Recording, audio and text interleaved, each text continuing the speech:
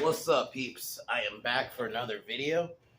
We're continuing on with our Keanu journey.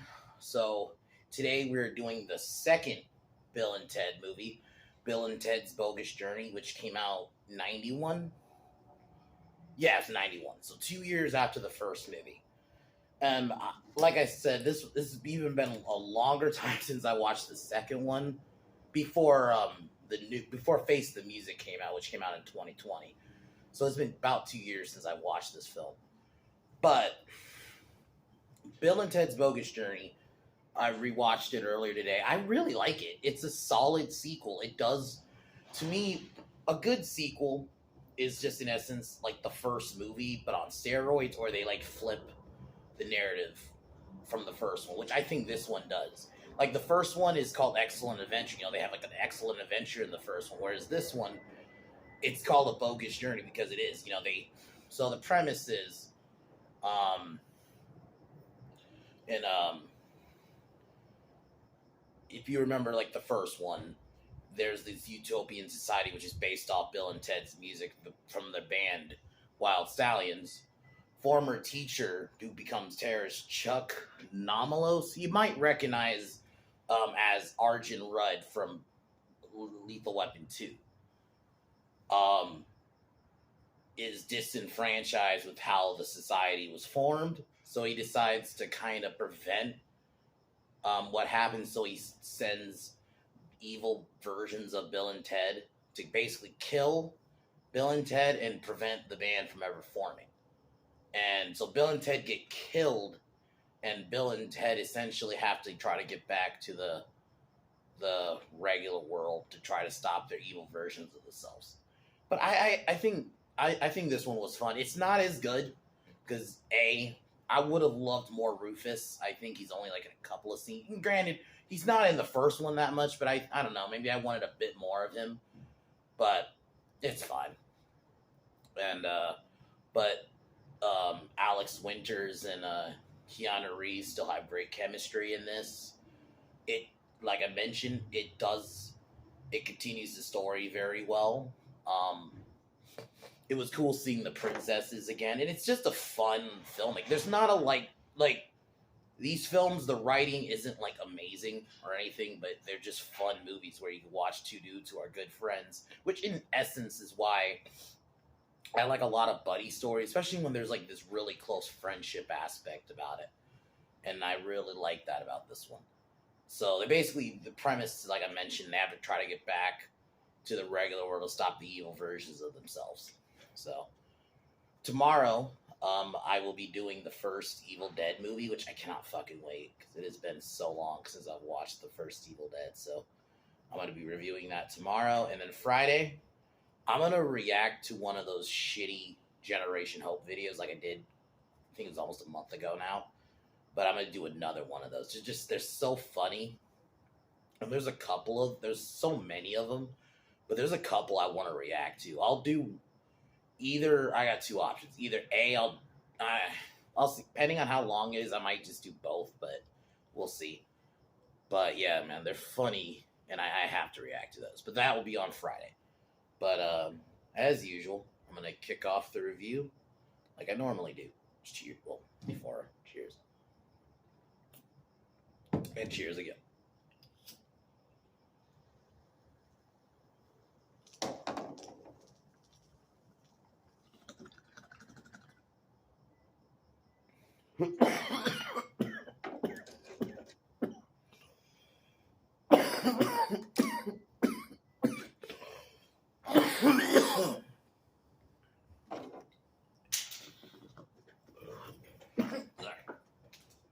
Another thing I really like about these movies is the homages and the love for rock and roll. Like they reference like Faith No More. I think Faith No More did a song for this movie because actually one of the members actually shows up. I don't remember which member, but I think it was either the bass player or the drummer. Like that's what makes this movie, this one and the first one. It's like, because this was like, these came out like at the perfect time when, this was that transitional period like hair metal, as some would call it, in that power ballad era, and then this one is '91. So it's just those callbacks to rock and roll. That's why I always love these movies. But so this movie opens up. We're at the utopian society. I think we're in a college. And Chuck, before they're about to do their final test, shows up. And this is where we see the Bill and Ted robots. Which I'll admit, the scenes where they're on screen at the same time, it looks really good. So she sends them there because he wants to prevent like the future that they had. Like I mentioned, he wants to prevent the future of them. So he sends them back. We see that they live now in San Dimas. They live together now. But before they go back in time, Rufus stows away but gets lost in time. I would have liked to see more of him. He shows up in the end, which is cool, but maybe just one or two more scenes of him. So the film opens up. The Wild Stallions are doing a performance for because they're gonna do a battle of the bands to basically show who the next big band is, and Bill and Ted have to basically beg their way. And we get a cameo from Pam Grier, which is always cool. I didn't remember her even when I watched this 2 years ago. I'm like, I mean, I knew them, but I must have just forgot she was in this. She's only in it for like a bit, but it's still a little bit. I love Pam Grier, so it's always cool to see her and stuff. So they go home. Ted's dad threatens Bill and Ted that if they don't do well in the Battle of the Bands, that they're going to be sent to the Alaskan military school. And now Bill's stepmom is dating Bill's dad, which I'll admit, this part of the film I didn't care for. It just felt thrown in there. It was just kind of weird. I'm like, wait, she's with him now? And maybe it was done for a joke, and if they thought it was probably funny in the script. And it was fine, and it doesn't like... This, when I bring this up, it doesn't ruin the movie or anything. It just, I don't know, didn't really need that, especially because you only see his mom like a couple of times in a few scenes later. So, after they go home, they propose after because there was the princess's birthdays. They propose to him.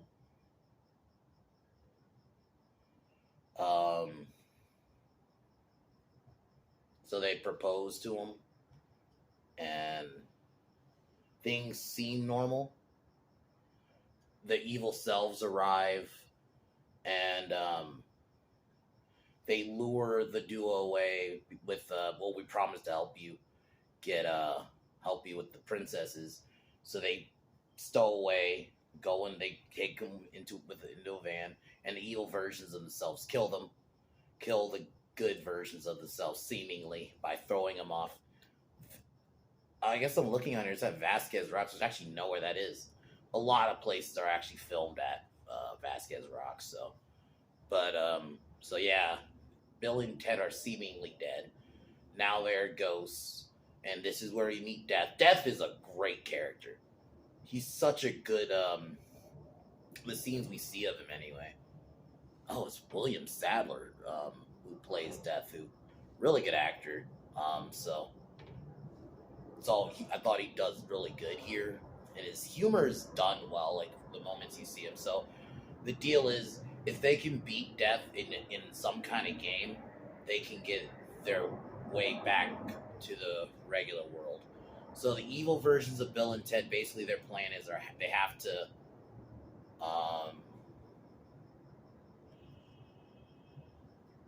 to pretty much trash their life, so they start being like, assholes to the princesses, and the princesses break up with them, essentially. Bill and Ted the good versions do a Melvin to get away from from Death. then they go to try to warn people, so they use or try to use humans as a way to send their message. So we get a funny scene where Bill goes into some other cop and Ted goes into his dad. And I'll admit this scene's pretty funny when his dad starts talking like Ted. All of a sudden, it's done well. I'll admit. So nice. And the thing is, movies back then, even like comedies, they knew how to not drag a joke. Okay, we're gonna do this joke here, and then we're gonna move on. We're not gonna drag it out. We're not gonna do it like yeah, because they're specters, so they kind of possess alive people. I'm liking they didn't do that because they could have done that over and over again. No, they did it once, and then they moved on. So the next plan is to go to a seance. But a seance ran by Missy, Bill's stepmom, but they think they're like evil ghosts, so she reads like some kind of book that basically sends them to hell. We get the setting of hell is pretty good, even though we only see it for a bit. So they are sent to hell. And this is where we get a scene where they have to face their own fears. And Bill's fear is, I think like it's grandma, like basically kissing him, and then Ted's fear is a bunny rabbit. So then they realize that the only way out is they have to play the game. And while they're doing this, Bill and Ted are destroying everything, evil versions. And then, so the games they end up playing, which is pretty funny, they play Battleship, Clue, Electric Football, Twisters. It was pretty funny. Because Death can't accept he lost. It was like best of 2 out of 3. Best of 5 out of 7. It was pretty funny. So eventually, after Death accepts the loss, he takes them to heaven, where they basically have to... and then they meet, they get the confirmation from God, which I like. This scene was pretty funny. And I'll admit, these movies, even the first one, like, they do go a good job with the set pieces. Like, they actually try. Even though Bill and Ted are just dudes, and they could easily, like, the director could have just been lazy and just had everything just been done in the city. But like, no, we're going to actually do some elaborate set pieces and actually make it look unique, which is really cool. So, they end up convincing, because Bill and Ted's plan is, because they have to figure out a way to kill the evil versions of themselves, and the evil versions themselves are already stronger than them. So they figured they'll build robot good versions of themselves. Like, that's such a, like, I really like that. It's such a funny little, because it works for these characters. That's how they think. Oh, we're gonna make stronger versions of our good. It's so funny. It's good. So they end up convincing a duo Martians to help them. Then, the night before the Battle of the Bands, they arrive back.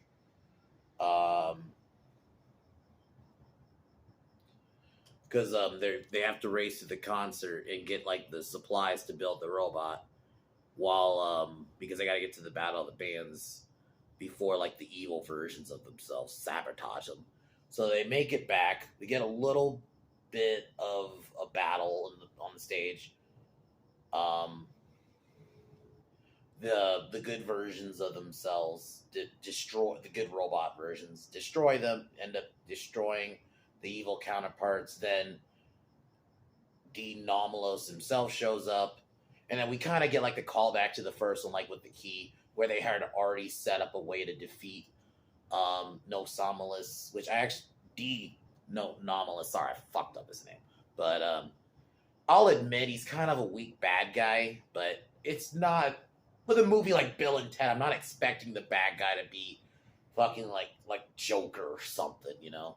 It's fine. You know, these type of bad guys that are just one note, sometimes it works. For movies like this, it works. You know, they don't need to be, and I also like, it is nice sometimes where a bad guy, we don't go into his backstory and they're just a bad guy. It's always sometimes it's good to just have that. So, and the gun he has, it ends up being a fake, so he ends up getting arrested. Um, so yeah, they end up defeating him, and then we get pretty much like the same kind of thing in the first one, where we get like a big performance on stage. Um, and then it turns out that Miss Ward Wardo, sorry, I forgot. I'm just looking for her name real quick. Miss Wardo is actually Rufus in disguise. I think they could have did that scene earlier. If I had a criticism, that's another one. They could have did that scene earlier. Maybe like, but I get it. So they perform on stage, and the world starts like, clapping and cheering due to their performance.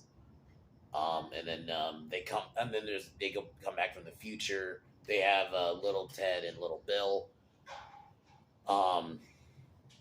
And yeah, and then the utopian society is created, and yeah, the film ends.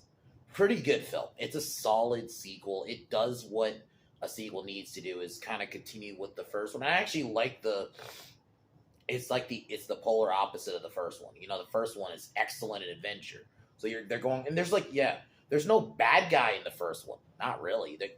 There's no, I don't even think there's an antagonist. Like, their dad wants to send them to military school, but Ted's dad. But I wouldn't call him a bad guy. At the end of the day, he loves his son. He's just a super strict, because that's just how kind of things were in the 80s. So they always made the dad a lot of times super strict, So, but yeah, there was no real bad guy like in this film. And it was just an excellent adventure. Whereas this one, like the title says, is a bogus journey. Things go wrong for them. They have to try to race to get back to the real world. But the hijinks they get into is really fun. And the chemistry between Alex Winters and Keanu Reeves, in my opinion, is much better in this film than in the first one, which is already good anyway, which is crazy. But I think they're really good. It's like they're even like the evil versions of themselves when they talk. I like those scenes, and just an all around fun movie. Like that's why movies like this at this time were just simple, And it was always good to see Rufus again. The Anomalous is is whatever bad guy, but he works for the story, and at the end of the day, he's still a good actor. He's the guy who gives us diplomatic immunity, so he's that guy. So which is always good. I would recommend it. It's a solid watch. So you can watch Bill and Ted Excellent Adventure and this one like back to back. It works. So I gave the first one like a 9 out of 10. I would give this one an 8 out of 10. It's a solid sequel, but it's still a fun time. The soundtrack is fucking great. The song they play at the end is fucking great. And then they reference Megadeth and like all the references to like so many rock stars. That's why I love these movies. Any movie in general that I love is just like little callbacks to rock and roll, because I'm a big rock fan. And another movie series I'm gonna eventually do is Wayne's World. That's another one. Definitely gonna. That kind of is like an homage to heavy metal, and not just heavy metal, but like rock and metal, just kind of in general. But yeah, Bill and Ted's Bogus Journey is really good. It's a solid sequel. It's really nothing more I can really say than that. Solid sequel. Tomorrow, like I mentioned, I'm going to be doing Evil Dead 1, which I cannot fucking wait. Because that first Evil Dead is so good. Yeah, we don't get, like, the super iconic, Ash from, like, the last two movies, and which is great. Ash from, Evil Dead 2 and then Army of Darkness, where he has chainsaw hand, the great one-liners. But that first Evil Dead was a solid horror flick. And I actually like the core group of characters. They were a solid cast, so definitely. And it was an interesting take, considering it wasn't just like, they didn't just make like a Nightmare on Elm Street or Halloween ripoff, Friday the 13th ripoff, which they could have done. Or actually, the first Evil Dead was before Nightmare 1, sorry. But like, yeah, because even at that time, 81, you already had the first two Halloween movies, two Friday the 13th movies. The second one came out that year. So, but I like that Evil Dead was just something different, and that's gonna be fun to fucking watch again. So, I'm going to be doing that one tomorrow. But other than that, Bill and Ted's Bogus Journey is pretty fun. Gonna do Face the Music next week, which is a solid kind of conclusion to this story. I would have, part of me would have rather that movie had come out maybe a couple years later, but it's fine. I still really like it. It's a solid, like, another movie where they bring it back and it's done well. So, but, as usual, I'm gonna peace out. And I'll talk to y'all tomorrow.